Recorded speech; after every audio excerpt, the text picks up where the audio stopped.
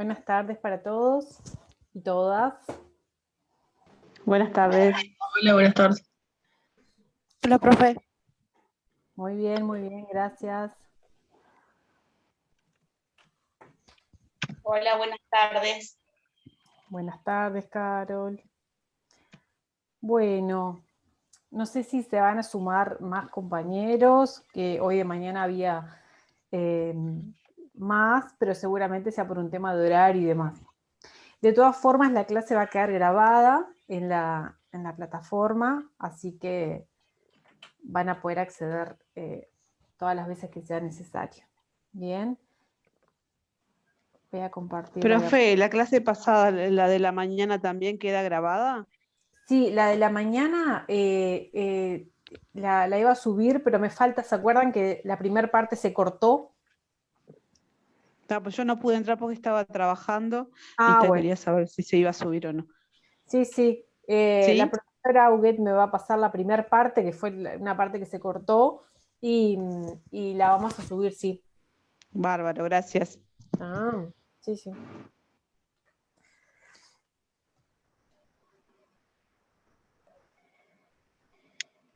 Bueno, hoy a la mañana ustedes vieron paciente politraumatizado, que esa es una de las situaciones que ustedes pueden tener trabajando con usuarios críticos pediátricos. Esta clase lo que en realidad queremos dejarle en claro son las características generales de un usuario crítico pediátrico. ¿Bien? Entonces, sí, escucho. Lo que aparece como en el cronograma los viernes, que va a ser presentación de caso clínico o resolución de caso, ¿es para todos o para los que cursamos la práctica en niño? Miren, es para los que cursan la práctica al niño. Bien. Pero en realidad esa instancia se planificó en el sentido de que el 9 empezábamos la clínica. Entonces, la idea era que trabajáramos en la clínica y el día viernes trabajáramos con casos clínicos vistos en la clínica, ¿verdad?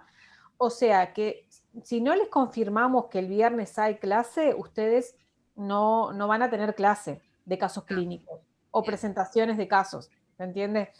Pero eso le vamos a avisar. El viernes quedó como un día libre para poder trabajar esas cosas o dudas que generalmente surgen en la clínica. ¿Bien? Bien, muchas gracias. Así que hasta no tener la confirmación, la única instancia confirmada hasta el día de hoy de casos clínicos que vamos a tener es el 23 de abril, que esa instancia sí va a ser en 2 turnos, de mañana y de tarde, Bien. y se van a trabajar casos, estemos en la clínica o no. ¿Tá? Entonces tampoco está confirmado que vayamos al campo práctico. Todavía, si ustedes vieron que la profesora Viera subió una novedad que Sí, ya aún lo vi. aún no, ACE y BPS todavía no nos han confirmado el ingreso de estudiantes a los campos clínicos. Por lo tanto, estamos esperando, como ustedes, a que a una respuesta por las autoridades. ¿Sí? Perfecto, muy amable, muchas gracias. No, por favor. Bueno, entonces, darles la bienvenida de nuevo a los que no vi hoy de mañana de haber elegido el departamento de niño para cursar usuario crítico. Es una rama que es una especialidad propiamente dicha, la pediatría, y que es muy amplia esta especialidad, donde ustedes van a poder trabajar el día de mañana y seguir desarrollándose, ya sea en un cuidado de expertos o especialistas y demás. Entonces, si hablamos de usuario crítico pediátrico, ustedes piensan en un niño grave, ¿no? Es lo que primero que uno Sí. piensa. ¿Por qué eligieron realizar crítico el niño? ¿Alguno que quiera comentar? Si fue porque no quedó otro campo, si fue porque en realidad tenía una incertidumbre de cómo era trabajar con un niño crítico grave.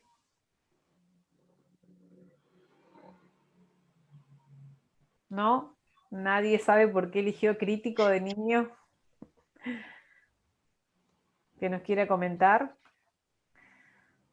No, nadie. Yo no elegí niño, en realidad. Por ¿No? eso no digo nada. No. No, por Yo eso, pues, tampoco. Y yo tampoco. Y yo nadie, tampoco. nadie quería niño. No, No Nadie- quiero, no, yo y tampoco. no, yo por ejemplo no elegí ni elegiría trabajar con niños, por ejemplo. Yo tampoco. Bueno, entonces estamos, a mí lo que me gusta es conocer siempre los estudiantes y saber cuáles son sus motivaciones, ¿verdad? Al estar en niño, porque no es lo mismo decir que, bueno, eligieron niño porque realmente se ven trabajando con niños el resto de sus vidas, o como me están diciendo claramente que no lo elegirían, ya A sea mí me porque... pasó, eh, yo estoy en la práctica de neo, pero niño era mi segunda opción, porque me gustan los niños y quiero trabajar en el área. Exactamente. Y muchas veces pasa que quieren hacer neo, pero niño no.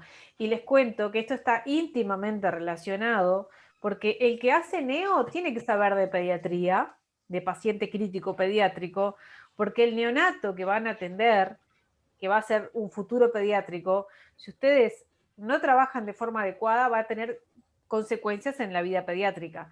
Y viceversa, cuando nosotros estamos en pediatría, tenemos que saber de neonatología, porque tenemos que saber en base a las patologías y a las enfermedades que tenga ese niño, cómo fue su nacimiento. No es lo mismo un niño que haya nacido pretérmino a que haya nacido término. No es lo mismo que tenga alguna patología asociada o que sea una patología, una enfermedad estacional, por ejemplo, como son las clásicas patologías y enfermedades estivales en los meses de invierno. Va a ser distinto nuestro cuidado. Entonces, el que no quería ser niño y quería ser neo, bueno, le va a servir de mucho. Y el que no, puede ser un gran desafío, realmente abrirse a una especialidad nueva. Entonces, lo que vamos a trabajar esta tarde, que vamos a tratar de que sea ágil y breve para que no cansarlos mucho, los puntos que vamos a estar hablando son, bueno, cómo se define un usuario crítico, cuál es la situación en Uruguay de los pacientes críticos pediátricos, qué necesitamos para recepcionar un usuario crítico. Muchos de ustedes estarán trabajando ya y otros no, pero tenemos que saber como enfermeros qué es lo que necesitamos nosotros para atender un paciente crítico. ¿Cómo lo valoramos? Y cómo trabajamos con la familia, porque eso es un gran tema, tanto en la neonatología como en la pediatría, que no trabajamos con el paciente solo, sino que trabajamos con la familia. Bien. Entonces, si queremos definir un paciente crítico, podemos decir que es un paciente que está teniendo un deterioro muy importante en ese momento o que tiene un riesgo de vida. ¿tá? Puede ser menos grave o puede ser de mayor gravedad. También puede ser que necesite un tratamiento en ese momento o algo continuo. Entonces, si ustedes piensan en esta definición y con los conocimientos que traen o lo que han visto, ¿qué ejemplos podemos dar de un paciente crítico? Hoy de mañana vimos un politraumatizado. Politraumatizado puede ser un politraumatizado grave o puede ser un TEC, un politraumatizado leve. Bien, eso es un ejemplo que tuvieron hoy de mañana.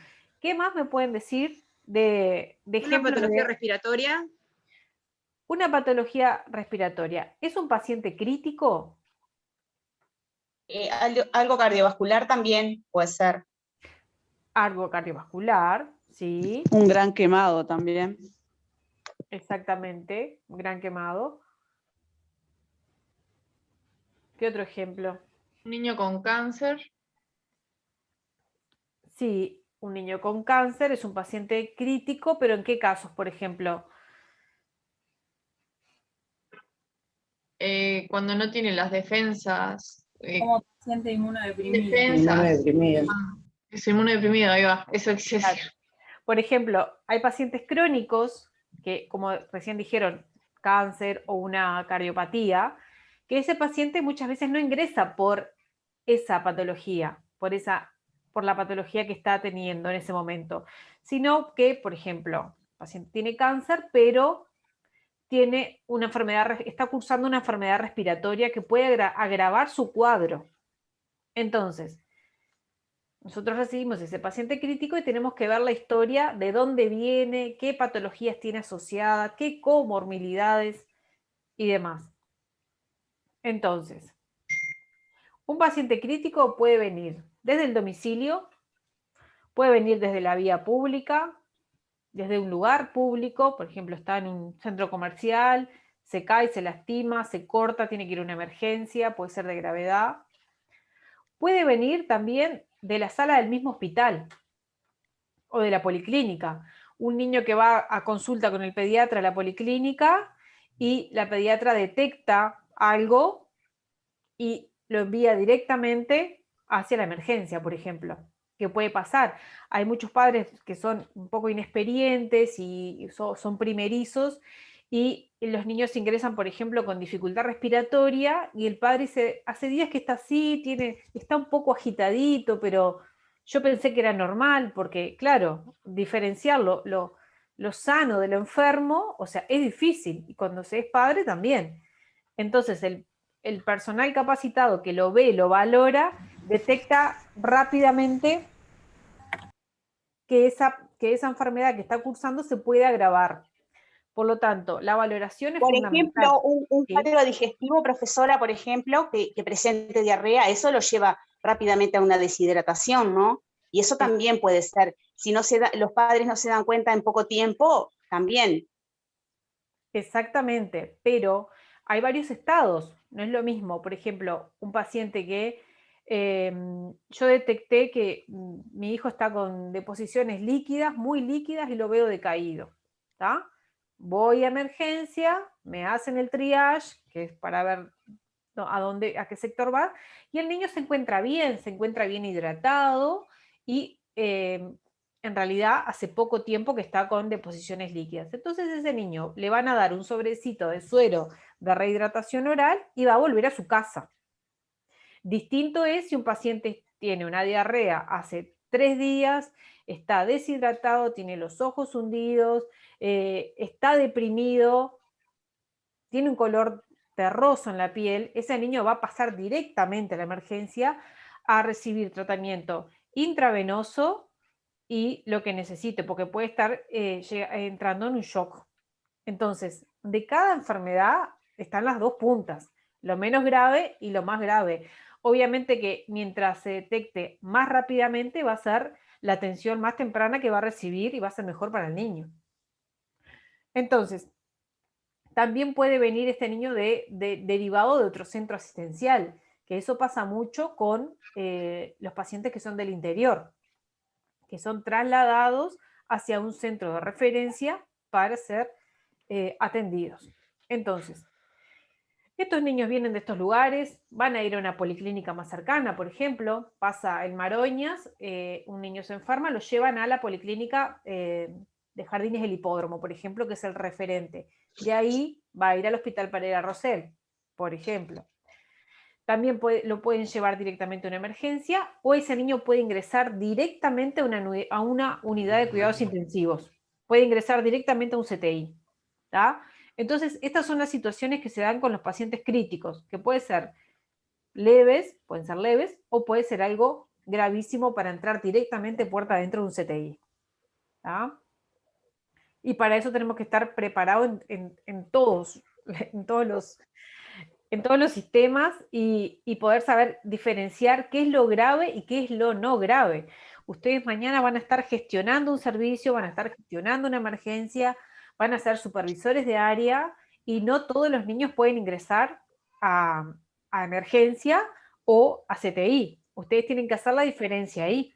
Entonces, por eso no hay reglas exactas en los pacientes críticos, sino que lleva un trabajo, una valoración exhaustiva y demás. Entonces, ¿cuál es la situación de Uruguay hoy en día con los pacientes críticos? ¿Cuántas camas hay de CTI? Que tanto se ha hablado ahora con el tema del COVID. ¿Cuántas camas hay? ¿No? En Uruguay actualmente hay 176 camas pediátricas. ¿Ustedes conocían este número? ¿Se imaginaban que ese número era este? No, yo no, profesora, no sabía. ¿Se imaginaban que eran muchísimas más camas, menos camas? Imaginaba que había mucho más. Mucho más, porque lo que Sí, se hablaba, también. lo que se habla generalmente es que hay 900 y pico de camas, pero entre adultos y niños. Entonces, esto es fundamental que ustedes lo sepan, porque en eso se va a llevar la atención que ustedes realicen de un paciente. El paciente llega a la policlínica, llega a la puerta de emergencia, y no todos pueden ingresar a CTI, porque si no, nos quedaríamos sin cama. Entonces, por eso, la valoración tiene que ser exhaustiva. Aparte de eso, las 176 camas se dividen entre CTI públicos y privados, Montevideo e interior. Entonces, esto conlleva un montón de trámites, un montón de gestiones que hay que hacer para que los niños sean atendidos. Entonces, el gran paradigma y el gran modelo de atención de salud pública y de salud privada es trabajar el primer nivel. ¿Por qué? Por esta situación. Porque no podemos llegar a que todos lleguen a necesitar una cama de CTI. También recientemente se habló también de la compra de ventiladores para ventilar a los niños, o a los adultos en todo caso. Pero para ello se precisa personal capacitado y capacidad física para atender a esos niños con esos ventiladores que se han comprado en tecnología. Entonces, ustedes mañana son licenciados de un CTI o de una emergencia. Van a estar solos en una sala. Eso ustedes lo sabían, ¿o no?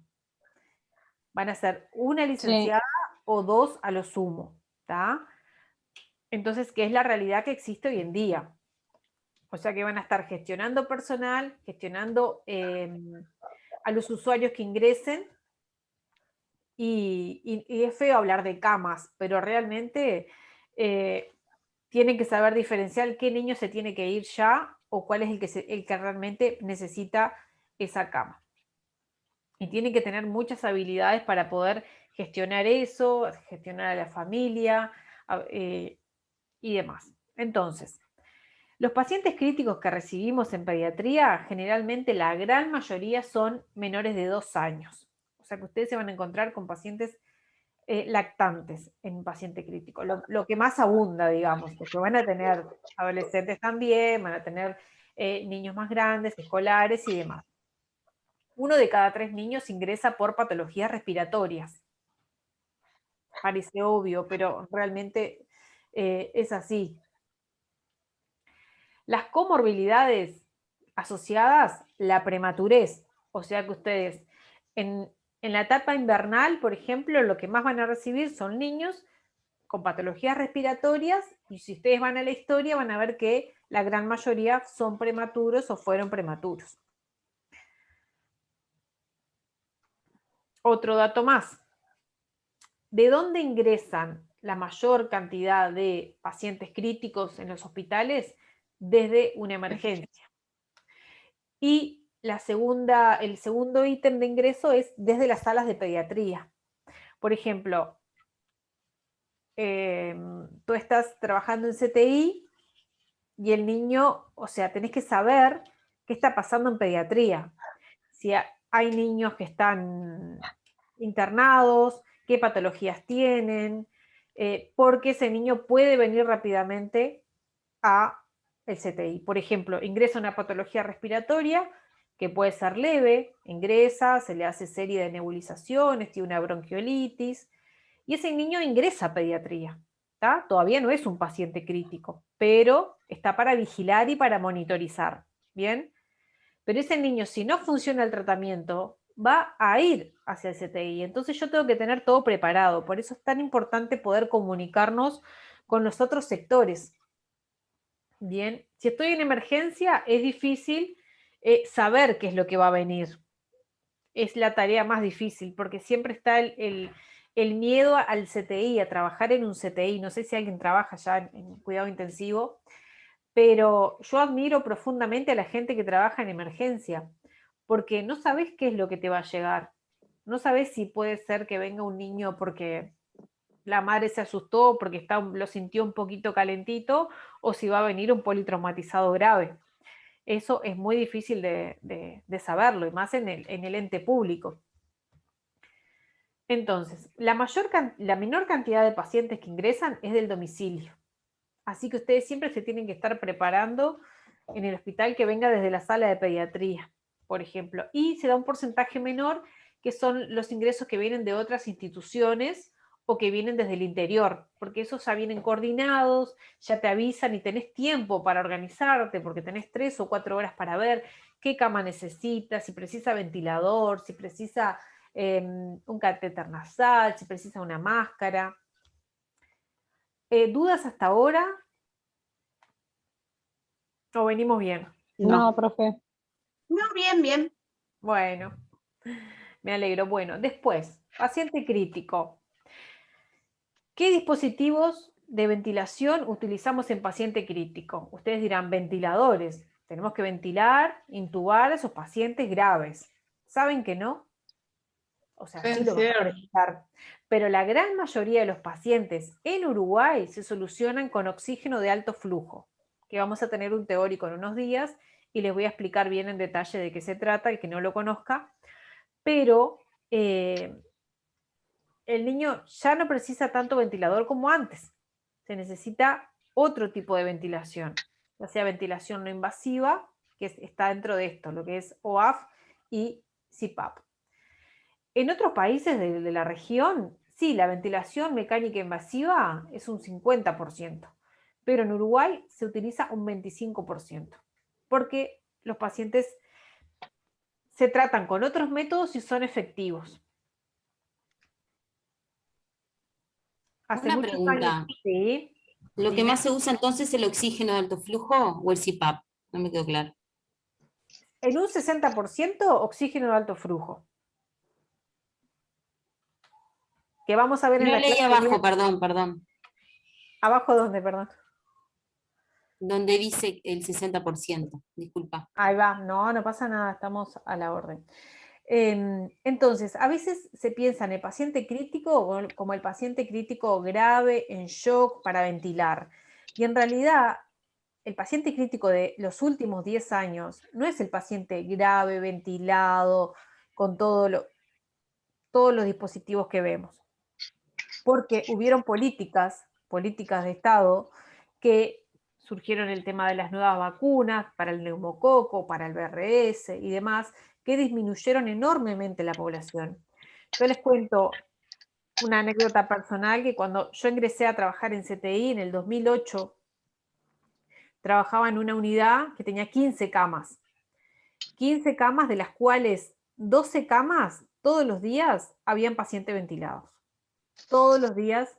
Lo único que tenías que saber ahí era cómo manejar un ventilador y cómo manejar el paciente crítico, porque no había paciente que no llegara y se lo intubara. ¿tá? Después, seguido con las políticas de vacunaciones y demás, que hubieron campañas por el 2008, 2009, de vacunaciones contra el BRS, esa tasa disminuyó. Y el niño seguía ingresando por patologías respiratorias, pero se utilizaban estos otros métodos, ventilación no invasiva y OAF. Estos métodos antiguamente se utilizaban en pacientes crónicos. Se utilizaban, por ejemplo, en pacientes con encefalopatías que precisaban la máscara de apoyo. Entonces hubo un estudio que se hizo en el Pereira Rosell, en la emergencia, y empezaron a probar, ante la falta de ventiladores, que en ese momento era impresionante, porque ya les digo, niño que llegaba, niño que se ventilaba, empezaron a probar estos dispositivos y les dio un amplio resultado.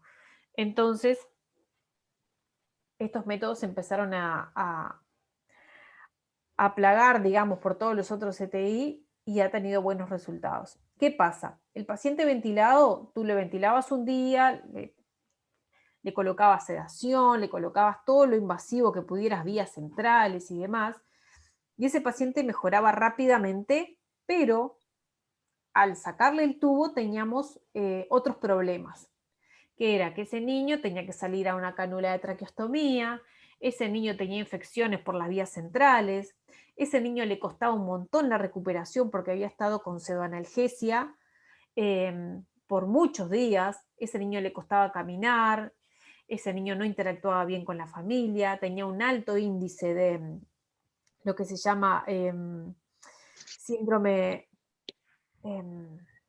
delirio de los niños, el delirium que le dicen. Entonces, ¿qué pasa con el OAF y con la BNI? No precisan estos niños estar con altas sedaciones, ni siquiera con sedación, les diré. Entonces, el tratamiento demora unos días más. Quizás tenés un niño que está 7 días con OAF o 7 días con BNI, pero ese niño tiene mejores resultados al finalizar el tratamiento. No queda con secuelas tan graves como quedaban, que era impresionante. O sea, un niño que podía ingresar por una patología respiratoria terminaba con una traqueostomía o agraviado por todo el daño iatrogénico que le hacía el personal de la salud. La iatrogenia es cuando hacemos un daño sin querer, obviamente, pero era así como se trabajaba hace más de 10 años. Bueno, entonces les cuento esto como para que se pierda el miedo de lo que es un paciente crítico grave, sino que hoy en día la unidad de cuidados intensivos es para dar un trabajo, una vigilancia de calidad, para tratar de utilizar los accesos vasculares que son adecuados. Por ejemplo, un niño que está en una internación pediátrica, capaz que le pones una vía periférica y esa vía se pierde todos los días porque está con muchos días de antibiótico, entonces generas un daño enorme. Muchas veces un niño ingresa a CTI como paciente grave, crítico, porque necesita recibir un antibiótico por 30 días, por ejemplo, y necesita una vía central. Entonces, ese niño va para el CTI, se le coloca la vía central y ese niño queda ahí para recibir el antibiótico. Entonces, le cuidás el caudal venoso, lo tenés monitorizado porque la vía central también es un riesgo, y ese niño sigue interactuando en la unidad, con su familia, y no pierde no se realiza esa separación con la familia, y recibe su tratamiento y se va. Entonces, por eso, no siempre el paciente crítico es un paciente grave, destruido, que no tiene salvación, sino que es un paciente menos grave de lo que ustedes piensan. Entonces, ¿qué requiero para la atención de un usuario crítico pediátrico? Personal idóneo, infraestructura adecuada y equipamiento acorde. ¿Tá? Estas 3 cosas. Dentro del personal idóneo, ¿no? Toda la gente que trabaja en CTI, toda gente de muchos años, con conocimientos, y ustedes dirán, bueno, ¿cómo ingreso yo a un CTI? ¿No? ¿Cómo son los pasos? ¿A alguno le gustaría trabajar en CTI o en algún lugar de crítico? Yo. Sí, ¿Quién profe. yo? ¿Quién yo? ¿Quién yo? Yo. Stephanie, yo. Stephanie. ¿Dónde trabajas, Stephanie? Amo pacientes críticos. En la médica uruguaya. ¿En la médica y trabajas en emergencia? No, ¿dónde? No. Yo trabajo en nursery con recién nacidos y voy a cubrir a CTI cuando me llaman. Ajá. Y hago CTI neonatal, más que nada. Nuestro CTI es mixto, lo están separando ahora y quiero hacer la especialidad en CTI neonatal y pediátrico porque me encanta. Ahí va.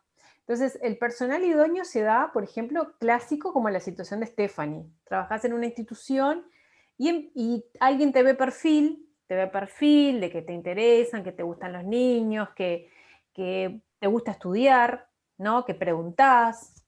Entonces empezás a hacer guardias como está haciendo Stephanie dentro del CTI. Va un día, cubre, va otro día, cubre. Y eso la va preparando, la va ayornando para llegar a ser un personal idóneo. Y cada día que va ella va a aprender algo nuevo. Cada día que va y pegarte siempre a la persona que más sabe. Siempre, preguntar todo es la base para una buena formación. Preguntar hasta cómo se pega a un leuco. Todo, lo más bobo que sea, no importa. Exactamente, cómo hacemos los bigotes, cómo prepararse, cómo ante toda esta situación, cómo saber como les decía yo, si trabajas en una emergencia, trabajas en un CTI, ¿cómo sabes si mañana te van a llamar por un paciente grave? Que vos no sabés qué es, porque no hay reglas exactas en el paciente grave. Puede ser que venga por algo leve, como les dije, o algo que no se sabe lo que es y está para estudiar, y bueno, y hay que darle la atención. Entonces, personal idóneo, infraestructura adecuada y equipamiento acorde. Del personal idóneo, vamos a trabajar con médicos intensivistas, dentro de enfermería, con licenciados y auxiliares de enfermería, con auxiliares de servicio, y los demás profesionales que interactúan en el CTI, que son los especialistas, por ejemplo. Si ingresa ese paciente que dijo la compañera hoy, una cardiopatía, ¿no? Ingresa una cardiopatía, tú en la guardia tenés un médico intensivista, pero ese médico no es cardiólogo, entonces va a tener que llamar a otro médico especialista para que atienda la cardiopatía.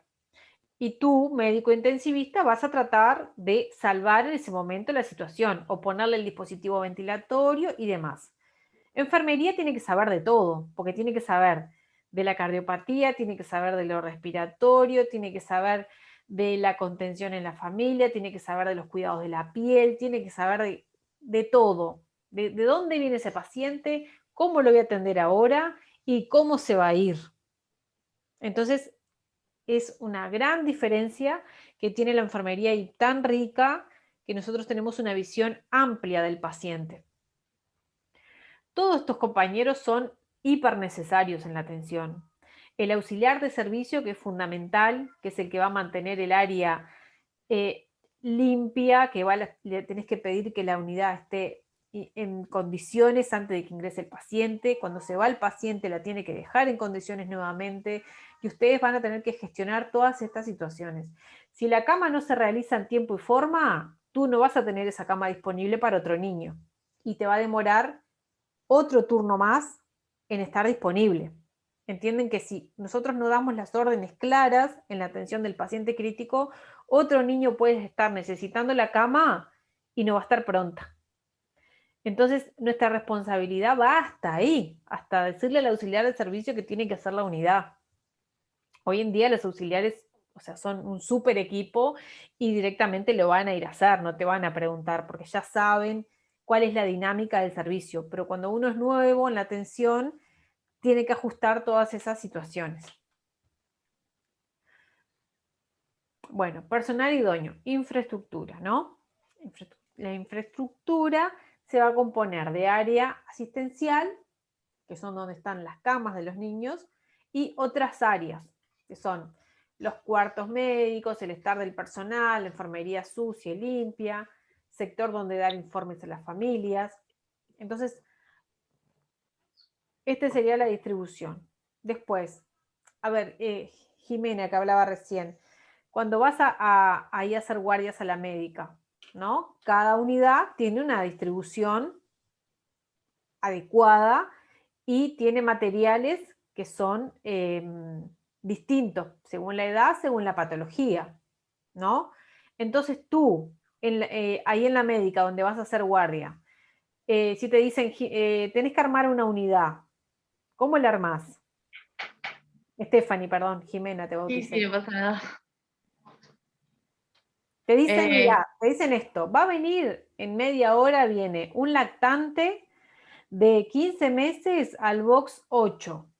Tenés que preparar la unidad. ¿Qué es lo que vas a preparar vos? Preparás la cama, que tenga, ves la edad obviamente, preparás la cama, el monitor. ¿Esa cama cómo va a ser? Si tiene 15 meses, por ejemplo. Una cuna puede ser con barandas que se puedan mover, bajar y subir. Puede tener un sunchito para que el bebé no caiga, o una sábana, o un rollito, o un nidito para que el bebé quede sentadito, por ejemplo, o que no esté cayendo para todos lados.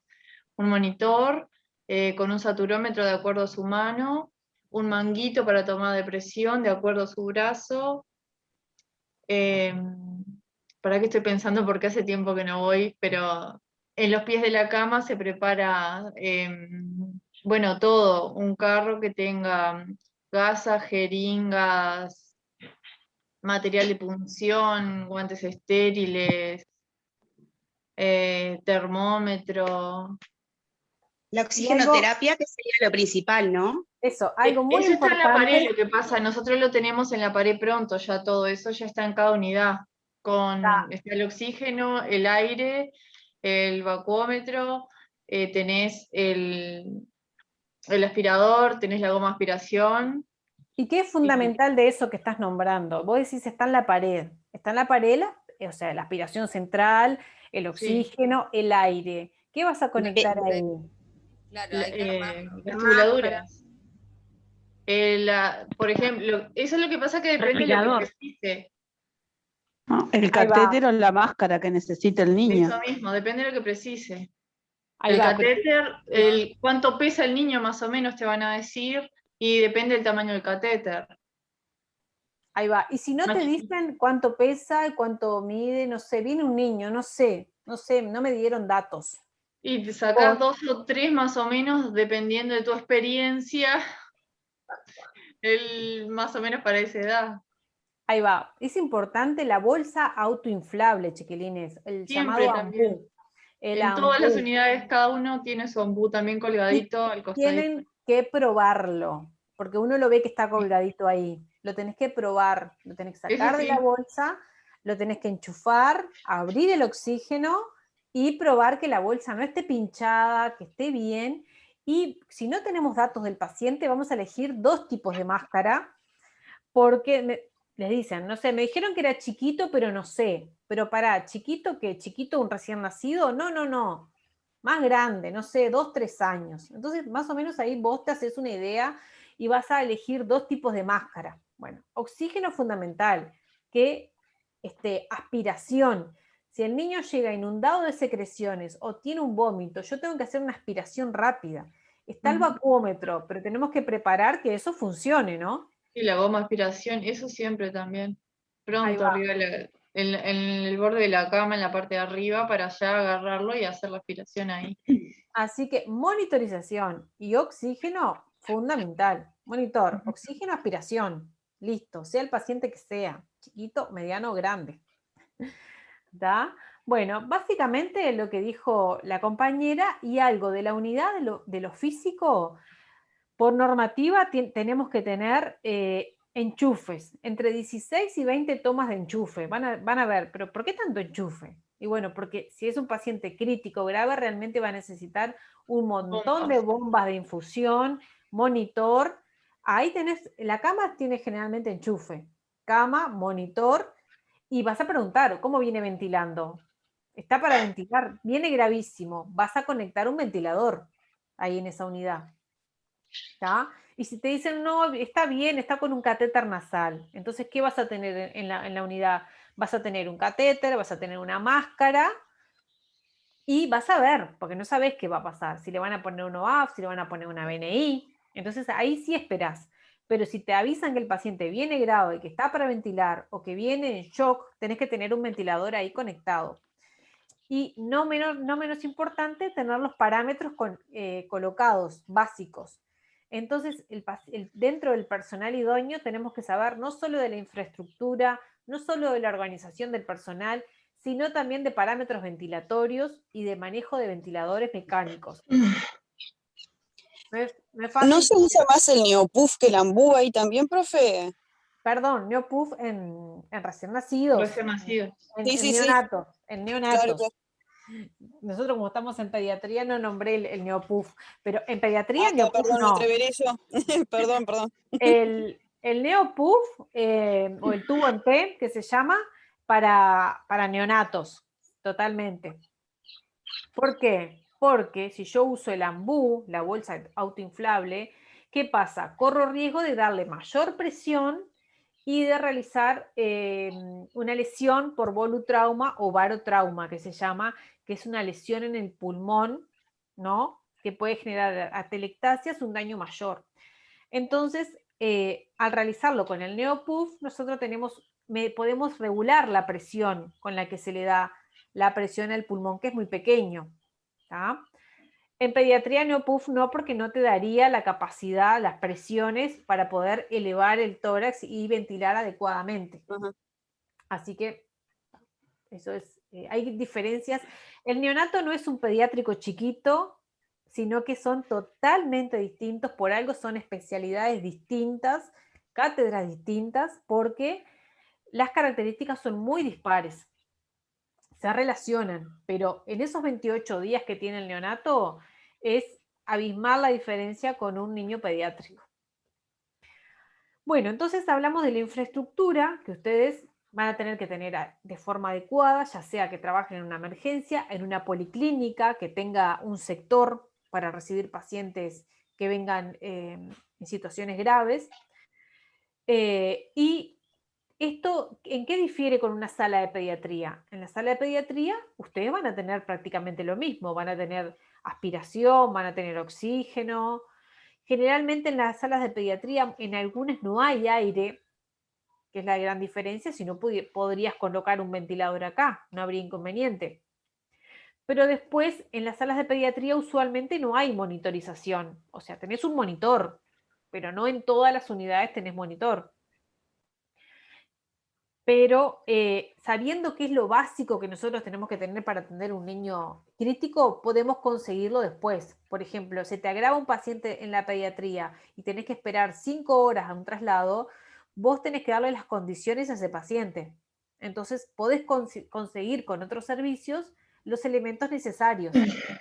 Si no tenés aspiración central en la pared, tenés que conseguir un aspirador portátil. Y así todo lo que tengamos que conseguir. Entonces, bueno, no los voy a aburrir con los recursos materiales dentro de las piletas, el espacio, porque esto lo pueden leer perfectamente, que son, los boxes tienen que ser generalmente individuales, las piletas de lavado tienen que ser accionadas de forma automática, con el pie o con el codo, para no tocar las perillas, para no tocar las canillas. El espacio por cama, más o menos entre 12 y 16 metros cuadrados. Balones, enchufes, lo que hablábamos de la aspiración central. Las luces tienen que ser adecuadas, porque si vamos a colocar un acceso vascular, imagínense que con una poca luz no vamos a poder funcionar, y eso es súper importante, que haya una buena luz. Las puertas de ingreso tienen que ser con vaivenes, tienen que tener 2 entradas de líneas telefónicas, de entrada y de salida. Generalmente digo comunicación interna y comunicación externa. Lo que decía la compañera recién, que ella prontaría una cuna, pero si es un recién nacido, acuérdense que un recién nacido, por ejemplo, nace, valga la redundancia, nace, se va para su casa, está 5 días y el niño empieza a presentar alguna complicación. Ese niño no vuelve a la nursery, no vuelve digamos, a donde están los recién nacidos que no han salido del hospital. Ese niño vuelve al sector pediátrico. Entonces, yo puedo tener termocunas y es un recién nacido, pero lo atiendo como un niño pediátrico, digamos. ¿Se entendió eso? Quizás está medio entreverado, pero no es lo mismo, como decía la compañera, que ella trabaja en una nursery, que trabajar en el CTI donde están los niños más grandes. Claro, después de que se van de alta ya pasan a pediátrico. Exactamente, exactamente. O sea, siguen siendo neonatos, porque no tienen los 28 días, pero ya no vuelven hacia el sector. Por ejemplo, en el Pereira Rosell, que está el Hospital de la Mujer con recién nacidos, y está USIN, que es el hospital pediátrico. Ese niño se va de ahí, cuando vuelve, no vuelve a recién nacido, vuelve a USIN, al hospital pediátrico. Y así todo. Profe, ¿Sí? y en caso de que, por ejemplo, el recién nacido no se vaya para su casa, o sea, nace y queda ahí sí sigue. Sí, ahí sí sigue. ¿Y por qué motivo cuando vuelven a pediatría? O sea, van a la casa. Por la contaminación, ¿no? Exactamente, ese niño ya estuvo en contacto con la comunidad, ya estuvo en contacto en su casa, ya no vuelve, digamos, al área limpia. Bien. Lo que pasa a veces es que en recién nacidos hay un apartado, hay un aislamiento, para casos extremos, cuando un niño es muy pequeñito, por ejemplo, fue un prematuro, se fue para la casa con 2 kilos, a los 2 días presentó una complicación y ya lo vinieron siguiendo hace 3 meses, por ejemplo, ese niño, o sea, seguramente vuelve a ese apartado. El tema es que no hay lugar para todos. Entonces, siempre esos lugares existen, pero para casos sumamente especiales. Ustedes recuerdan, si un prematuro nace de 25 semanas, que pesó 500 gramos y se fue de alta con un montón de complicaciones, que vuelva a la pediatría es complejo, porque lo vienen tratando el equipo hace mucho tiempo. Pero lo normal, digamos, un recién nacido común, normal, que le pasó algo, se fue y a los 5 o 6 días presentó una complicación, va para USIN, va para pediatría. Que no quita que se pida algún consejo, se pida algún asesoramiento con neonatólogos y demás, eso siempre está. Pero ustedes lo van a recibir, si ustedes eligen pediatría, lo van a recibir ustedes. Bueno, seguimos viendo las camas que tienen que ser articuladas, acá está el sunchito que decía la compañera, que es como, el suncho lo conocen un poco de niño, de cuando pasaron por niño, que es una herramienta de sujeción para que el niño no esté boyando en la cama, sino que esté bien posicionado, sentado, si necesita estar en una posición de 45 grados, por ejemplo. Después vamos a precisar una plancha, una placa en caso de tener que hacer una reanimación. Necesitamos estas planchas que se colocan debajo de la cama para hacer RCP, las tablas. Después, los monitores también acordes al niño pediátrico, no es lo mismo ponerle un saturómetro de niño grande o una pincita que sea para un lactante. Monitorización de electrocardiograma, los manguitos de diferentes calibres, que también los vamos a elegir según la circunferencia del brazo. Ustedes vieron que cada manguito dice los centímetros que tiene que tener de circunferencia. Siempre se dijo de que la presión se medía por el 2/3 del brazo. Eso en adulto. Pero en niños, imagínense la cantidad de distintos manguitos que tenemos. Entonces no le voy a poner un manguito según el cuarto del brazo, sino que va a tener relación con la circunferencia. Cuando tengan posibilidad de ver uno, van a ver que dice de 5 a 7 centímetros, de 10 a 15 centímetros, más o menos, que es lo que ustedes se tienen que fijar para ver que el manguito se acorde.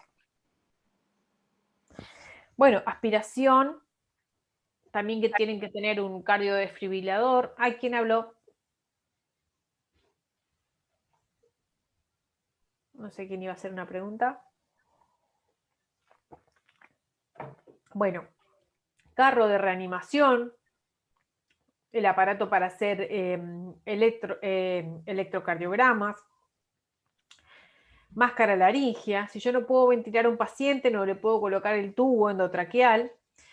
La solución de salvataje es colocar este tubo, que en realidad es un tubo, que es una máscara laringia que se infla y queda haciendo tope, digamos, en la vía aérea, hasta que venga alguien que pueda ventilarlo de forma adecuada. Cánulas de Mayo, que eso se coloca. Esto también, no sé si lo conocen, estas son vías intraóseas, para colocar la vía intraósea, que es como un martillo, se le dice, como un martillito, que tiene una vía que se coloca en el hueso. Porque si el niño, por ejemplo, en el caso que decían, tenemos una diarrea de muchos días de evolución, y obviamente que el paciente deshidratado, crítico, pediátrico, no le vas a poder poner una vía, porque se te van a romper todas las venas y va a estar muy difícil la colocación. Entonces, ¿le pongo una central? No, voy a estar en la misma. Entonces necesito una vía segura. Y la vía intraósea es una vía segura que se utiliza muchísimo en emergencias móviles y en puertas de emergencia, que también tiene una forma de colocarse, no es en cualquier lado, que eso también es para otro tema, para otra charla. Después, bueno, la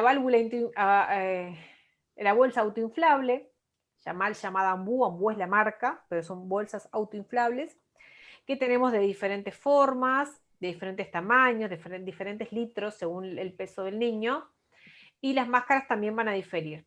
Este aparatito que ven acá abajo, que se llama válvula de PIP, que no todas las bolsas lo tienen, pero es fundamental y se usa en el paciente crítico pediátrico, que es un aparatito que te va a marcar la PIP. ¿Qué es la PIP? Es la presión al final de la expiración. O sea que yo inspiro y expiro y a mí me queda aire en los pulmones, ¿verdad? ¿Qué pasa si yo no tengo esa válvula, ¿no? Y le doy mucha presión al Ambu? Pasa que si este es mi pulmón, por ejemplo, yo le doy mucha presión y hace esto, ¿tá? Se puede lesionar, se rompe. Entonces, la PIP fisiológica, ¿cómo? Sí. Como que se desgarra. Exactamente, se lesiona, se desgarra, se lastima por volumen o por presión. Puede ser porque yo estoy usando un Ambu inadecuado y le di mucho volumen, o puede ser porque hice mucha fuerza. ¿tá? Apreté mucho, mucho, mucho. Vieron que hoy Amparo les decía que en adultos muchas veces el Ambu lo tienen que manejar con las dos manos, porque tenés que hacer mucha fuerza. Si es un paciente pediátrico, con una mano firme. Y si es con un neonato, voy a usar los dedos para usar el Ambu. Entonces, tú no podés medir la fuerza. Entonces, la válvula de PIP lo que hace, la PIP fisiológica es de 5 a 7, ¿no? 5 a 7 litros.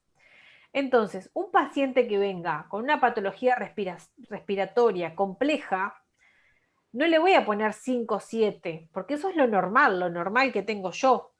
Entonces le voy a poner, eso igualmente va a ser indicación, preciso una PIP de 9, porque necesito, el pulmón está así y está enfermo, necesito hacer presión para que se expanda, para que se abra y para que le ingrese el aire.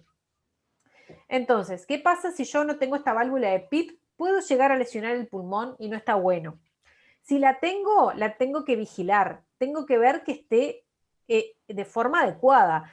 Esto tiene una ruedita y tiene los números acá en la vuelta. A ver si puedo señalizarlo. Ahí tiene como unos números. Dice 5, 6, 7, 8, 9, 10. ¿Qué pasa si este Ambu lo usó alguien antes? Lo usó un paciente grave que precisaba una PIP de 15, por ejemplo.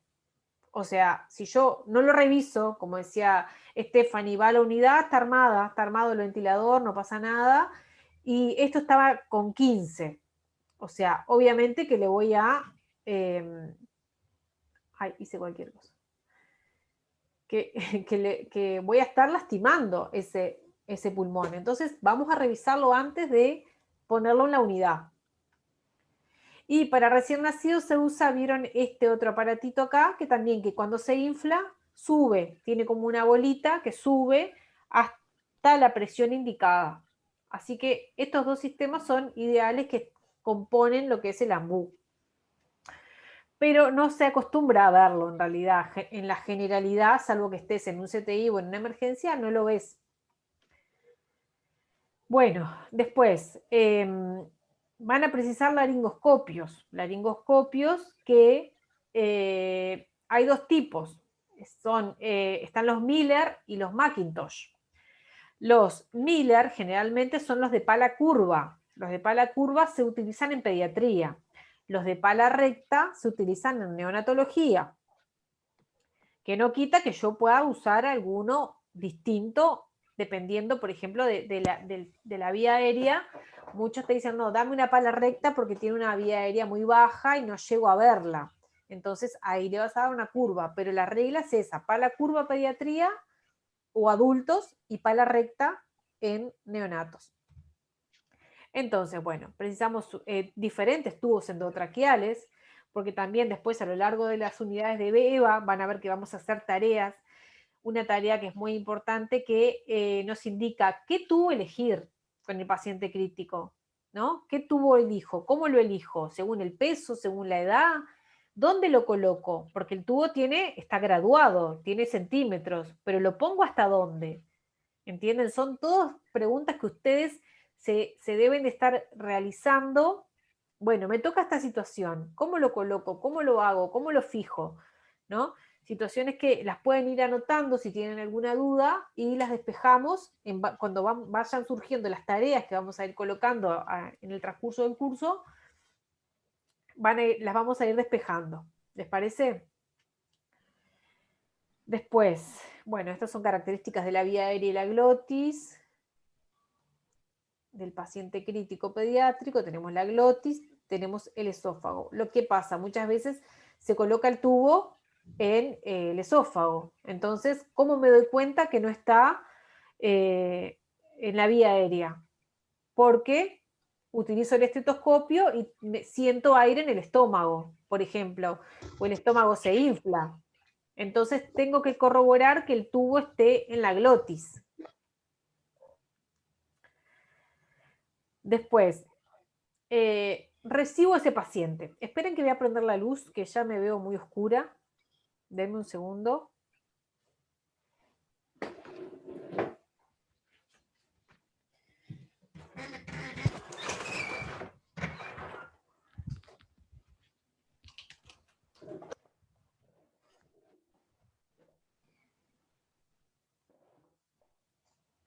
Ahora estoy más iluminada. Bueno, reciben ese paciente crítico, que si volvemos a la definición, es un paciente que requiere monitorización, que requiere una atención por un daño que puede ser momentáneo o crónico. ¿Tá? O sea, puede ser mucho o puede ser nada, que es lo que decimos cuando llega un paciente. Este paciente le puede pasar de todo o puede ser que al otro día esté bárbaro y se vaya a la casa. Entonces, hasta acá, ¿algo que quieran preguntar, consultar? Esperen que voy a... ¿Todo bien?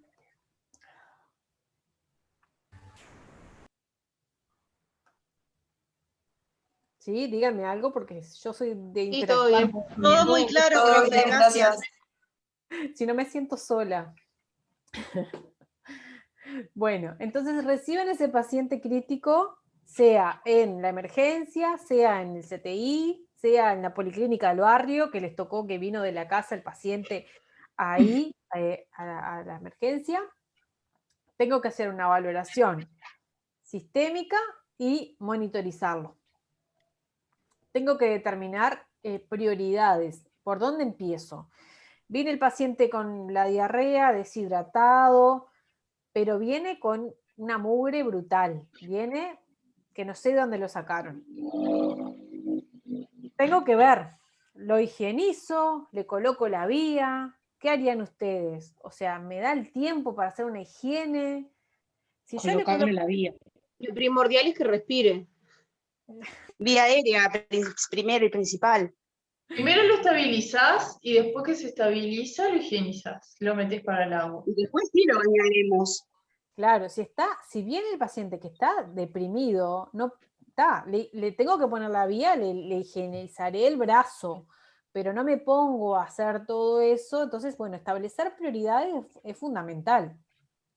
Si viene un paciente respiratorio, tengo que posicionarlo, tengo que aspirarle las secreciones antes que nada. Yo no puedo esperar a que el médico me indique que lo tenga que aspirar cuando el niño está inundado en secreciones, por ejemplo. Entonces, ya lo posiciono, lo siento, ya le aspiro las secreciones y si está desaturando le coloco un catéter nasal o le coloco una máscara o algo. La saturación adecuada. ¿Cuánto tiene que saturar el niño?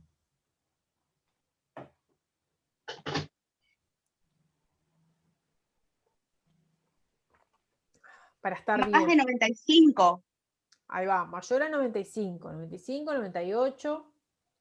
Bien, pero el paciente satura 90 y yo tengo que esperar las indicaciones. No, le voy a poner oxígeno. ¿Tá? Lo voy a aspirar y le voy a poner oxígeno. Bueno, priorizar por dónde Porque comenzamos. capaz que después, profesora, que le realizamos la aspiración, siempre como que la vía aérea se despeja y ahí como que levanta un poquito la saturación también, ¿verdad? Exactamente, y darle tiempo, no decir satura tanto, ya lo enchufo, ya le pongo oxígeno, no, piramos, lo nebulizamos, vemos cuánto satura y demás. Entonces, determinar objetivos medibles, temporales, alcanzables y consensuados con el equipo y acciones a realizar. Entonces, alguien dijo, ponerle la vía. Bueno, pero lo vamos a hablar en el equipo. Va a estar el médico, va a estar el enfermero, vas a estar vos que sos la licenciada. Entonces decís, bueno, vamos a ponerle la vía. Ah, pero el enfermero te dice, yo tengo que ir a controlar al paciente al lado que hace rato que no lo controlo. Y el médico te dice, bueno, ponésela, yo ya vengo, voy a escribir las indicaciones. Vos sola no vas a poder poner la vía. Necesitas a alguien que te ayude. Entonces, o le decís al compañero, bueno, esta es la prioridad, tenemos que poner esto ahora, después vamos a controlar al otro niño. Le decís al médico, mirá, todo bien, pero necesita la vía, vamos a hacérsela ahora. Pero eso lo tenés que consensuar en el equipo. Y también hay otra cosa. Por ejemplo, son las 12 menos cuarto. Y el paciente no está del todo mal. En realidad está deshidratado, está mal, sí, claro, pero puede esperar.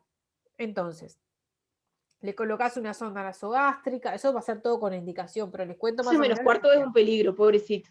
Que no le pase nada a esa hora. Nada en cambio de turno. Pero bueno, puede pasar. Entonces, bueno, tú te tenés que ir al otro trabajo. O sea, no podés ponerte a hacer un procedimiento 15 minutos antes de irte, cuando no tenés el equipo conformado, cuando no hay nadie. Entonces, es importante que ustedes se cuiden y que estas cosas se hablen con el equipo. Mirá, ¿qué vamos a hacer? ¿Cómo lo vamos a hacer? Y si el paciente está desde muy temprano de la mañana, bueno, uno tiene que agilizar esos procesos. Decir, bueno, el paciente está feo hace rato, bueno, vamos a ponerle la vía, vamos a hacer esto, vamos a hacer lo otro, porque no puede ser que te pidan algo a esa hora, porque el paciente es el que se perjudica y ustedes también, porque se va al mal porque no pudieron atender a ese paciente de forma adecuada. Se pelearon con algunas personas ahí, porque siempre pasa que en eso te peleas con alguien, el que entra, el que sale. Entonces, ver la hora, hablar con el equipo y proponerse objetivos. Bueno, no le puedo poner la vía, pero bueno, voy a ir haciendo otra cosa, voy a ir haciendo el ingreso a admisión, voy a ir pidiendo la medicación, voy haciendo otra cosa que pueda adelantar. Entonces, cuando venga el colega que viene, le decís, mira, yo ya te adelanté esto, esto y esto, queda ponerle la vía, por favor, está controlado, está todo, ponele la vía. Entonces, uno se organiza no solamente en su guardia, sino se organiza para lo que viene. En pro de la... ¿Cómo? Exactamente. Planificás la siguiente guardia. Tenés que planificar y no es meterte en el trabajo del otro, pero realmente sos vos, sos vos el que estás en el turno y sabés cuántas horas hace que está el paciente ahí y cuáles tuviste tiempo para valorarlo y para pasarle al colega cómo está la situación. ¿Está? Después, en cuanto a la monitorización, ¿qué es lo que vamos a monitorizar del paciente crítico? Ustedes me dijeron que ponían el monitor. ¿Tá? ¿Qué es lo básico que tienen que monitorizar? Pero en definitiva todos los signos vitales serían importantes monitorizar, me parece. ¿Cuáles son? Saturación, frecuencia cardíaca. Sería, por ejemplo, la frecuencia cardíaca, la respiración, si tiene temperatura. Bien. La saturación del oxígeno, si está ventilando, la frecuencia respiratoria, si usa tirajes altos o intercostales o músculos accesorios. Eso ya es valoración, pero monitorizar lo que ustedes dijeron.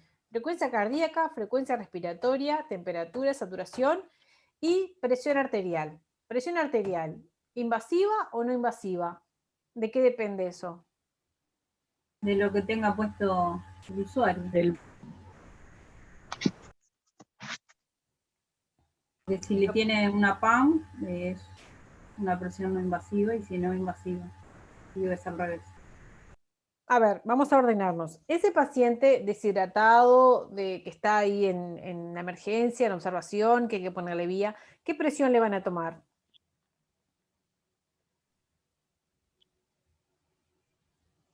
No hay más. No invasiva, No invasivo, totalmente. un No manguito. invasivo. No Ta. invasiva. Pero ese paciente pasa la guardia, ¿no? Y se complica. Ese paciente se complica, empieza a instalar un funcional respiratorio, empieza a instalar una cianosis, empieza mal. Ese niño pasa a la URE, pasa a la unidad de reanimación y lo ventilan. ¿Tá?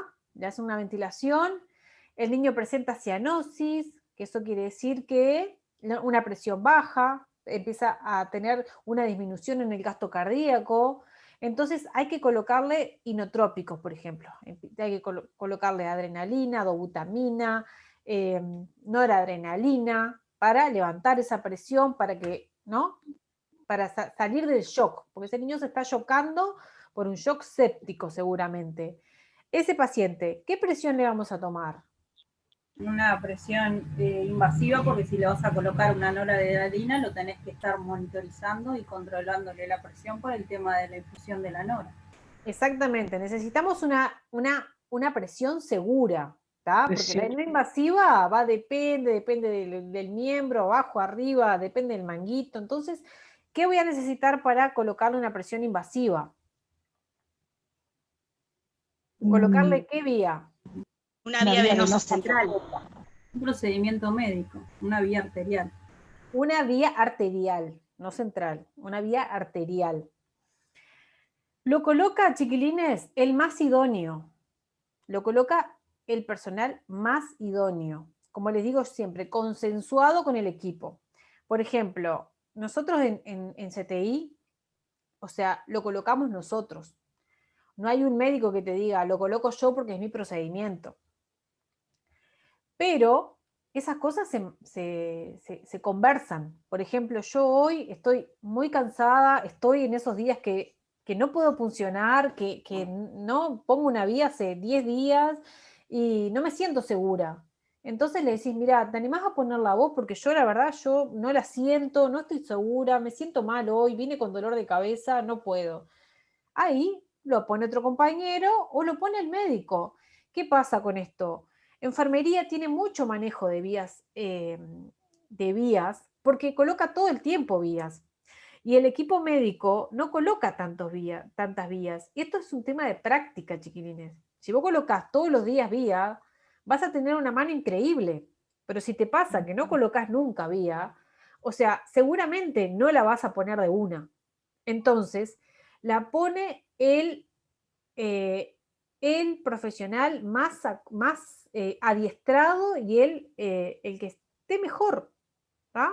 Lo importante, ¿qué tenemos que evitar? Tenemos que evitar que ese paciente demore la atención. ¿tá? Que no demore en ser atendido y en tener la vía adecuada. Generalmente con los pacientes graves, ¿qué pasa? El médico no se va al cuarto. Vos estás ahí, está el paciente, estás vos, está el médico, está el enfermero, está el auxiliar de servicio, están todos ahí. Entonces, ese procedimiento se realiza en conjunto. Mientras yo le estoy poniendo la vía, el médico está enfrente de mí, valorándolo, ocultándolo y haciendo todo lo demás. Entonces, no hay procedimientos que diga esto no, esto sí. En el paciente crítico todos trabajamos en conjunto. ¿tá? Entonces, voy a colocar la vía arterial, voy a colocar todo el circuito de la PAM para medir la presión arterial media, y que también es otro dispositivo, que también eso sería para un tema aparte y único, hablar de la PAM. Y esas serían las grandes diferencias entre la presión no invasiva e invasiva. O sea, no le voy a poner una presión invasiva a un niño que está en observación, si bien es paciente crítico, pero no. Lo voy a poner cuando el paciente está grave, cuando estoy con infusión de inotrópicos, cuando lo amerita realmente, porque esa presión me va a indicar según mis conductas a seguir en el tratamiento. Bueno, seguimos. ¿Sí? ¿Alguien? No, bueno. Después, la monitorización del electro, ¿tá? Que esté bien adecuado los colores, negro, rojo, verde, porque también cambian los colores, a veces tenés 5 derivadas, a veces tenés 8, a veces tenés 3. Fíjense bien que en las llaves ustedes van a tener las siglas en inglés, LA, RL, RA, que es right, izquierda, derecha. Entonces, bueno, colocarlo en el sector adecuado para tener una buena monitorización. Después, monitorización neurológica. Bueno, escala de Glasgow. Es importante considerar todos estos aspectos. Si el niño está hablando o está llorando, o sea, ¿qué Glasgow vamos a tener? Bueno, tenemos que, a veces ni le hacemos el Glasgow, porque si el niño está deambulando, está hablando, o sea, seguramente tiene un Glasgow mayor de 15. ¿En qué casos ventilamos un paciente que requiera ventilación invasiva? Cuando el Glasgow es menor de 8. ¿Tá? Que son esos pacientes que no responden, que no responden a estímulos, ni al sonido, ni a nada. Para eso hay una escala, ¿no? Para fijarse bien y hacerle el puntaje. Profe, ¿puede repetir lo que dijo recién? Lo que... Recién lo del estado de conciencia, que cuando es menor a 8 es cuando sí. Si tú le haces una escala de Glasgow, ¿la conocen? Que tiene un puntaje que dice el paciente respira, está alerta, se mueve, responde a estímulos y demás, vas haciendo el conteo. Si te da menor a 8 es porque el paciente no responde, no reacciona al dolor, por ejemplo, entonces ese paciente requiere una intubación. ¿Ah? Un politraumatizado grave, seguramente, si ustedes ven la historia para atrás, van a ver Glasgow de 7, Glasgow de 8, Glasgow de 6. Si tiene 15, yo tengo ahora un Glasgow de 15, estoy bárbara. Hablo, me muevo. Entonces, eso en pacientes críticos es como una regla, digamos. ¿Qué Glasgow tenía? Cuando lo encontraron, por ejemplo, o te viene de la móvil, se ventiló porque tenían Glasgow de tanto. Denme un segundo que quiero buscar una diapositiva que no es esta. Y ya estoy con ustedes.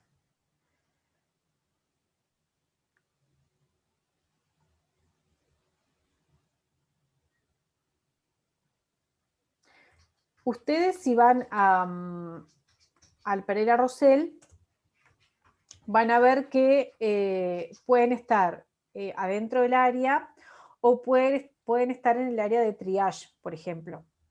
Ustedes conocen ¿alguien conoce el triage? ¿Ha estado en un triage? No. ¿Y saben lo que es? El triage es como cuando ingresan y después se ve a dónde se deriva, ¿no? Exactamente. Es como una clasificación. Exactamente, sí. Bueno, en el Pereira todos pasan por el triage.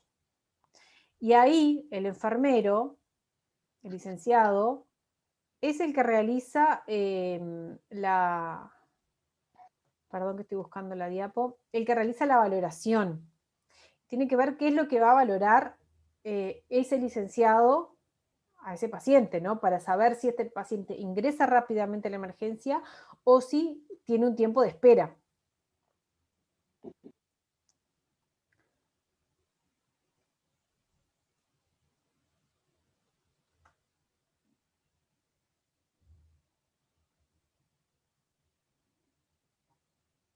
Dame un segundo que ya...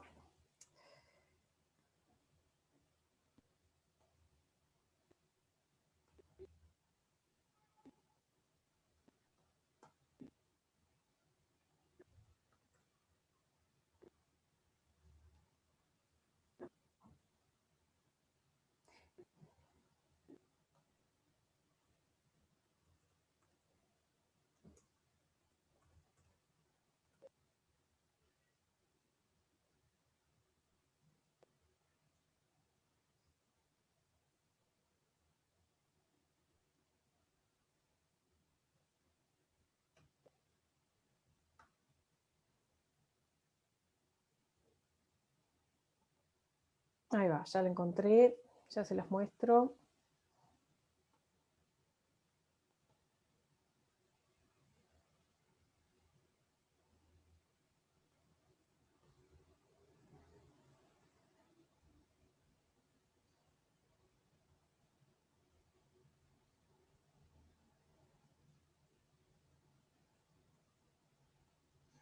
Emergencia triage. ¿Cuál es el protocolo? El paciente ingresa, pasa por el triage, lo ve el licenciado y ahí en el Pereira Rosell van a tener un sistema informático donde se le va a aplicar lo que es el triángulo de evaluación pediátrica, ¿tá? El TEP, que tiene ítems dentro de apariencia, respiración y circulación.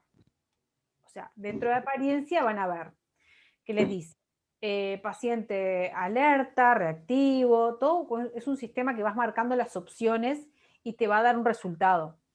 Respiración, el paciente está euneico, punto. No, está con dificultad respiratoria elevada, vas marcando. Circulación, tiene livideces, tiene un relleno capilar lento, vas marcando todo dentro de los ítems que te da. Y, por ejemplo, el paciente está grave y eso me va a marcar el tiempo de espera. Por ejemplo, dice ingreso inmediato. Y dentro de la emergencia hay una pantalla enorme donde te dice en rojo que el paciente tiene que ingresar ya. Y el licenciado lo lleva hacia la puerta. Después, el nivel 1, que es el inmediato este que les estoy diciendo. Nivel 2 tiene una espera de 15 minutos. Nivel 3, una espera de 30 minutos. Y nivel 4 y 5 de 60 a 120 minutos. Entonces ustedes dirán, ¿quién va a emergencia a esperar 2 horas? Bueno, no es una emergencia entonces si tiene que esperar 2 horas. Y no, porque mucha gente mal usa esos recursos y puede ser que vayan, por ejemplo, para repetir medicación, porque si yo tengo que repetir una medicación y tengo que sacar hora en policlínica, tengo que esperar que me den fecha para que me vea el médico, tengo que esperar esto, lo otro, mejor voy a la emergencia que me lo dan ahí en el momento. Y espero 2 horas, pero me voy con las cosas. ¿Tá? Entonces, antes, cuando no existía el triage, ¿qué pasaba? Todo se mezclaba, era por orden de llegada. Entonces, capaz que ingresaba alguien a repetir medicación y quedaba fuera un niño que está con dolor, por ejemplo. Que el dolor es una urgencia. El dolor hay que tratarlo inmediatamente. Entonces, esto lo que hace es ordenar lo que es la atención. Es un sistema muy útil y realmente el sistema, cuando vos le marcás bien todos los ítems, es exacto. El operador, digamos, tiene que seleccionar muy bien y valorar muy bien ese paciente. Imagínense para que el sistema me pueda dar lo que yo quiero. Pero eso lo querías contar para los que vayan al Pereira. Los que vayan a BPS van a ver otras cosas. Pero en el Pereira esto es algo muy importante. Me fui de las diapos. Estamos en monitorizaciones. No sé por qué me fui al triage, pero porque algo estaba dentro de la valoración en realidad del niño. Bueno, van a poder monitorizar todos los sistemas del paciente en la valoración. La hemodinamia. ¿Qué hablamos cuando hablamos de hemodinamia? ¿Qué es para ustedes la valoración hemodinámica?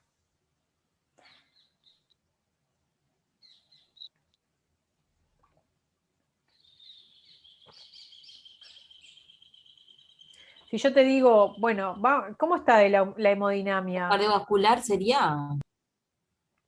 Exactamente. ¿Y qué entra dentro de lo cardiovascular? La frecuencia cardíaca, el pulso. Ahí está anotado. Exactamente. La PA. Ahí está. Ahí va. Porque alguien me dijo una vez la temperatura. No. O sea, puede alterarse la temperatura si la hemodinamia está inestable. ¿No? Pero, por ejemplo, está en shock y puede estar, el niño puede estar helado, por ejemplo, pero antes de que esté helado lo voy a ver que está mal realmente. Entonces, la frecuencia cardíaca, la presión que puede ser no invasiva o la presión central, y los pulsos periféricos y centrales, y el balance hídrico. ¿Qué es el balance hídrico? Lo que orino, los líquidos. ¿Tá? El balance hídrico está positivo, está negativo. Por ejemplo, un paciente que llegue y la madre te diga, mirá, no orina desde anoche. O sea, ese paciente está, lo notás que está edematizado, por un ejemplo, no sé, o sea, generalmente pasa que no orinan desde hace mucho más tiempo cuando son, por ejemplo, síndromes nefríticos, nefróticos, está vinculado a algo renal. Entonces, eso puede alterar la hemodinamia. ¿Qué pasa si tengo un balance positivo? Si tengo un balance positivo, quiere decir que el paciente puede estar muy infiltrado, que puede tener mucha sobrecarga de líquidos, que eso pasa cuando llega un paciente grave, le colocan muchas cargas de volumen para levantar la presión, y ese paciente se infla, digamos, se infla, queda muy edematizado, y eso altera la circulación y va a tener una frecuencia cardíaca elevada, ¿no? ¿Y qué pasa si un paciente tiene genera una taquicardia, ¿no? Genera una taquicardia, se puede descompensar. Puede pasar al contrario. Hasta llegar al paro, ¿no? Totalmente, sí. Eso ni que hablar. El paciente se agota y para. El paciente pediátrico no te avisa. Puede ser distinto, el balance hídrico negativo. El paciente tiene déficit de aporte, por lo tanto, tiene una presión bajísima, una presión baja, y tengo que hacer algo para subirle. Entonces, tenemos de los dos matices. Entonces, realizar el balance es fundamental. Cuando viene el paciente, tú no sabes, pero a partir de que llega, lo medís. Empezás a medir balance hídrico y el ritmo diurético, que es lo que tiene que orinar un paciente según las horas. Alguien pasaron 6 horas, bueno, ¿cuál fue el balance? ¿Es normal lo que orinó? Porque acuérdense que no podemos hacer las cosas a ojo. Mira, mojó 5 pañales, es una enormidad. Bueno, pero ¿de cuánto? Por eso tenemos que pesar los pañales y saber cuántos centímetros orinó para hacer el cálculo. De los centímetros que orinó, dividido las horas que hace que está en la unidad, dividido el peso. ¿tá? Y eso me va a dar un número que puede estar adecuado o inadecuado para la sobrecarga de líquidos o el déficit, depende. Para todo lo que ustedes vayan a hacer hay escalas, está todo inventado, como quien dice, está todo por escalas, está todo medido. Lo que tienen que hacer es leer mucho y averiguar cómo se hacen las cosas. Pero para valorar todos los sistemas hay métodos. Después, dentro de la monitorización metabólica y renal, va a depender si el paciente viene por una alteración metabólica, que también van a tener un teórico de alteraciones metabólicas, todo lo relacionado con diabetes, cetosis, cetoacidosis diabética, o si es un problema renal, puede ser un niño que ya tenga una patología renal y que llegue a emergencia por una descompensación. Puede ser un paciente con una intoxicación que hay que monitorizar en las constantes renales, toda la paraclínica que tiene que ver con función renal, hepática, ionograma, etc. Puede ser la misma diarrea que estábamos hablando, ¿no? Que tiene un déficit en los iones y el niño ya tenés que reponerlo rápidamente. ¿Con qué iones? O sea, le falta sodio, potasio, magnesio, ¿qué es lo que le falta? Entonces, para eso tenemos que hacer la paraclínica y ver lo que le está faltando. Monitorización gastrointestinal, también. Bueno, ¿qué vamos a ver en un paciente crítico? Dependiendo por lo que ingresa, va a ser la valoración. Si se ingresa por un cuadro digestivo, obviamente que la prioridad va a ser la gastrointestinal. Pero si ingresa por un patrón respiratorio alterado, de todas maneras tengo que valorar lo gastrointestinal. ¿tá? Tengo que valorar, palpar, o sea, es importante que ustedes cuando ingresen a la clínica traten de hacer los mayores procedimientos que puedan, tocar los niños que se puedan, ¿no? Y si no pueden tocarlos, de observar, monitorizar, ver, porque eso es fundamental, el contacto ese que van a tener para después, para su práctica asistencial. Ver cómo palpar el abdomen, ver cómo colocar las sondas, cómo ver para evacuar.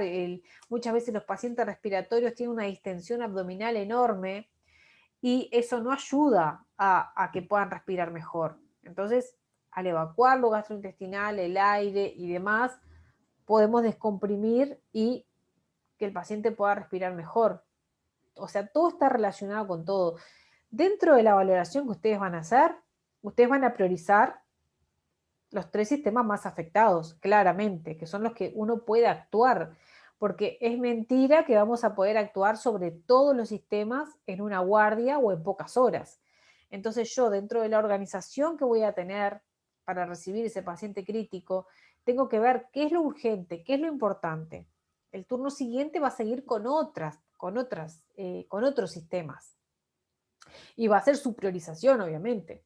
Va a ser su priorización y va a seguir así los demás turnos hasta que esté todo atendido, digamos, no descuidar ninguno de los ítems. Por ejemplo, atendimos lo respiratorio, atendimos la diarrea, todo, pero ¿qué pasa? El paciente está pálido, pálido. Bueno, vamos a sacarle un hemograma. ¿Qué pasa? Monitorización hematológica, está con una anemia severa. Bueno, hay que transfundirlo. Entonces, ingresan por algo los pacientes, pero se pueden complicar por cualquier otra cosa. Entonces, por eso la valoración es sumamente integral.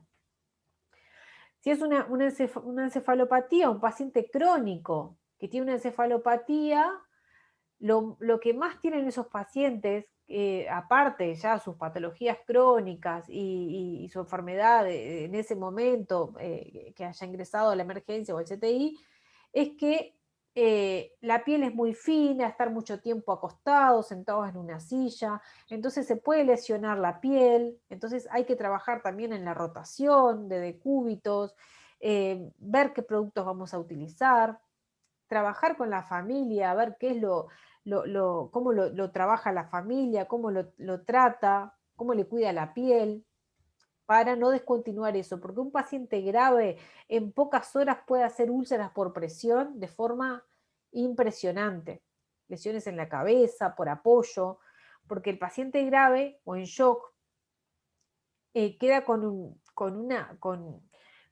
una labilidad, digamos, en su integridad cutánea, que realmente hace que se lesionen muy rápidamente. ¿Alguien iba a decir algo? Ya estamos finalizando, les digo. 10 minutitos y terminamos. Lo último, si no hay preguntas hasta ahora, igual lo leen tranquilos y después pueden hacer las preguntas que quieran. El último ítem es la inclusión de la familia en el nuevo modelo de las UCIs humanizadas, de los CTI humanizados, que no tratamos patologías ni enfermedades, sino que el paciente es el centro, ponemos el paciente en el centro y no solo el paciente, el personal en el centro de la atención. Antes el viejo paradigma era que todo rondaba en base al personal de la salud, en base a los horarios del personal de la salud y demás. Hoy en día somos nosotros que tenemos que adecuarnos a las necesidades del paciente. ¿Ya? Es un gran desafío porque muchas veces en la facultad no hay materias que te enseñen a cómo comunicarte, cómo hablar con los colegas, cómo evitar los problemas, cómo solucionar conflictos.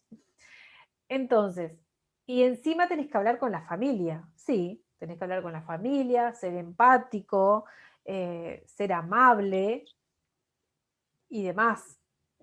Entonces, si le preguntás a cualquier enfermero, te dicen que les cuesta trabajar con la familia un poco, porque la familia hace muchas preguntas, la familia me está mirando mucho, está viendo lo que hacemos, y bueno, y ustedes, si estuvieran del otro lado, ¿no harían lo mismo? Yo haría lo mismo. Y he hecho lo mismo. Cada vez que voy a un centro asistencial, soy creo que la persona más crítica de la atención, porque al tener el conocimiento uno sabe cómo se pueden hacer las cosas de otra manera. Entonces, esto es algo que tienen que incorporarlo ahora siendo estudiantes y si ustedes ya lo incorporan y saben que tienen que trabajar con la familia, eso les va a facilitar un montón. Después, obviamente, que va a depender de cada servicio, va a depender de la cultura organizacional de donde ustedes trabajen, pero ese es el sentido y el cambio de paradigma de todos, la nueva asistencia acá en Uruguay y en el mundo. Entonces, tenemos que facilitar la inclusión de la madre, del padre y del resto de la familia. Ahora, obviamente, que con el tema del COVID, perdón que me fui a ver si estaba grabando todavía, pero sí, por las dudas. Ahora con el tema del COVID, obviamente que se permite el ingreso de un familiar solo y alternado, pero tratar de que sea lo menos traumático posible. Tratar de ver cuáles son las necesidades del niño, tratar de organizar con la familia, a ver cuál es el que está más, cuál es el que está con un vínculo más adecuado o necesario para el niño. Muchas veces ingresa un familiar que quizás lo está cuidando ahí, pero que no lo ve nunca. Entonces el niño se pone mal, porque es como estar con un desconocido. Entonces, bueno, facilitar todos los otros mecanismos para que la madre o el papá esté ahí. Si es un recién nacido, promover el contacto piel a piel, favorecer la lactancia materna. Si el niño está enfermo y la madre le está dando pecho, vamos a facilitar la extracción de leche, porque obviamente es el mejor alimento y el mejor complemento que va a tener ese niño y que va a favorecer a su recuperación. Entonces, trabajar la presencia de padres y familiares en la unidad, aprender a comunicarnos, ver que el paciente esté bien, que se sienta bien, no descuidar el cuidado al profesional, cuidar a los que cuidan, cuidarnos a nosotros y cuidar el equipo. Evitar el síndrome post-UCI, esto es lo que yo les decía al ingreso, que cuando yo ingresé a trabajar en CTI en el 2008, todos los pacientes quedaban secuelados, quedaban con graves agravios por los daños que se le hacía. Y eso se llama síndrome post-UCI, que recientemente se empezó a estudiar este tema porque se vio que no solamente afecta al paciente, sino que también afecta a la familia en esto y genera un síndrome que tiene muchas características. Por eso muchas unidades de cuidados intensivos lo que están haciendo ahora es hacerle seguimiento a los pacientes para poder trabajar en las mejoras. Bueno, también saber de lo que son cuidados al final de la vida. En paciente crítico no se da todos los días, pero realmente cuando tenemos casos graves, muchos pueden llegar a la muerte. Generalmente los CTI salvan vidas, no van a morir ahí, es la verdad. Paciente que ingresa a una UCI se va con tráqueo, se va con gastro, se va con un montón de cosas, pero de CTI sale. Hay casos extremos que puede ser que un paciente ya tenga una cronicidad, un paciente que ya venga con una patología crónica hace mucho tiempo. ¿Y a ustedes qué les parece? ¿Es adecuado que ese paciente muera en un CTI? ¿O cómo sería una muerte digna? En su casa. Rodeado de su familia, de sus seres queridos, de sus cosas. Bueno, eso es un gran dilema ético, ¿no? Que en eso se juega también todo lo que es lo que la familia quiere, ¿no? Lo que el equipo de salud también. Porque, ¿qué pasa? Si tú tenés un familiar, en este caso un niño grave, con una patología, por ejemplo, tiene cáncer ya hace muchos años, viene con un tratamiento súper agotador y se descompensa. Esta vez se descompensa muchísimo. Entonces, todo el equipo médico lo ingresa en un CTI o ya habló con la familia, le dio la oportunidad de decidir, que la familia lo pueda procesar. Eso es otro trabajo que es lo que hace la unidad de cuidados paliativos.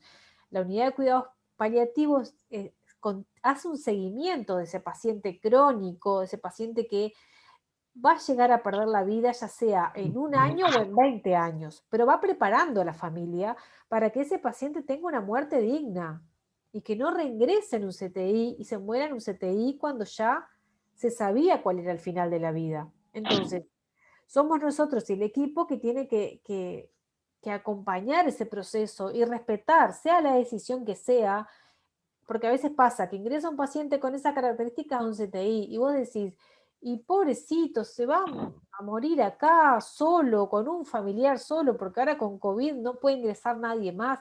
Es muy triste. Y por otro lado, la familia tiene esperanza de que se salve. Entonces, es importante no juzgar y tratar de ponernos en el lugar y, bueno, tratar de dar lo mejor de nosotros, pero para eso se necesita una preparación, que obviamente ustedes por su cuenta van a tener que trabajarlo, porque si no, se van a dañar ustedes. O sea, las instituciones preparan muchas veces a los equipos, pero muchas veces no. Entonces, trabajar con cuidados críticos de niños no es nada sencillo. Y pasa como No. les decía, que generalmente no hay pacientes graves todos los días, tampoco se mueren los niños todos los días, esto es real, pero cuando pasa realmente impacta en todo el equipo, ¿tá? Porque no es nada sencillo. Y para eso tenemos que estar preparados y hablar de la temática. Y bueno, y otro punto que no es menor es la infraestructura humanizada. Porque, ¿qué pasa? Yo tengo una unidad que tengo, como les decía, mostraba la camita, el oxígeno, el aire, todo, y tengo una sillita así dura ahí para que el padre se siente. O sea, obviamente que no le estoy dando las condiciones a ese padre para que se quede ahí, para que esté ahí acompañando a su hijo. O sea, va a estar un rato sentada y el señor o la señora se va a cansar y va a querer salir un rato a tomar aire. Entonces, dentro de la infraestructura humanizada, que también se está trabajando con arquitectos y demás, para ver qué es lo que los pacientes necesitan. ¿Tá? Un paciente que ingresa en un CTI para monitorizarse, que está con una patología no grave, pero que tiene que estar en CTI, por ejemplo, el que les decía yo que ingresó por una vía para antibióticos. ¿Ese paciente tiene que estar en una cama o puede estar en una habitación, que esté la cama, pero que tenga espacio para jugar, para sentarse, ¿no? Porque un paciente que esté 20 días en una cama sentado, obviamente que va a generar una secuela. Pero los metros cuadrados que por disposición de salud pública existen, que son de 16 a 20 metros cuadrados, no te permiten tener un espacio más amplio. Entonces ahí entra todo lo que es un dilema entre los que trabajamos en cuidado intensivo de pediatría y lo que actualmente hay en el Uruguay. Entonces, los invito a que si trabajan de esto, que realmente se comprometan con todos estos ítems que no son menores y que pueden hacer a una enfermería mejor, de calidad y con la atención a los niños que realmente necesitan y que realmente es necesaria y que lo valen al paciente y a la familia. Bueno, creo que... esto era un chiste, o sea, o estudian todo esto o se compran el kit de reducción de estrés. Golpear la cabeza aquí, muchas veces. Pero entonces, en sí, un paciente grave, ¿no? Como veníamos hablando, un paciente que necesita la presencia de los padres, esté sedado o no. Para el niño es como estar en un país extraño, con caras distintas, que no conoce a nadie. Entonces, no voy a repetir lo mismo de la importancia de la familia en la hospitalización y mantener esos vínculos. Así que bueno, esto fue un pantallazo a grandes rasgos de las características del paciente crítico y lo que nosotros debemos abordar en la generalidad. ¿Tá? Después cada ítem tiene para explayarse todo lo que ustedes quieran. Así que, bueno, preguntas hasta acá, algo que quieran extender o algo que quieran preguntar. No, claro, Las diapos, la clase. las clases de las diapos y eso. ¿Nos van a subir material? ¿Nos van a subir las diapos? ¿Nos van a subir... Está en EVA hay un ítem que dice teóricos y están ahí subidos todos los teóricos, los de hoy y los que van a venir. Ah, bien, bien. Revisen porque está. Así que ahí están todas las unidades. Gracias. Profe, una pregunta. ¿Hay un ejercicio para hacer? ¿Es para todos o es para la gente de la clínica nomás? No, es para los 90 estudiantes que están en niño. Ah, no es para todos, está bien. O sea, los que están ahora, por ejemplo, en neo, los que están en adulto, los que están en otros, no. Son para los que eligieron hacer en el departamento de niño. Gracias. Ah, bueno, nos estamos viendo en unos días. Yo tengo OAF con ustedes y también tengo paciente intoxicado, así que nos vemos en breve. ¿Sí? Cualquier consulta, seguimos en contacto. Dejo mi mail ahí y estoy en todas las redes sociales también. Así que enteramente. Bueno, muchas gracias, profesora. Muchas gracias. Gracias. Bueno, que pasen muy Muchas bien. gracias. Gracias, profe, hasta luego. Gracias, Hasta profe. Muy buena luego. clase. Gracias.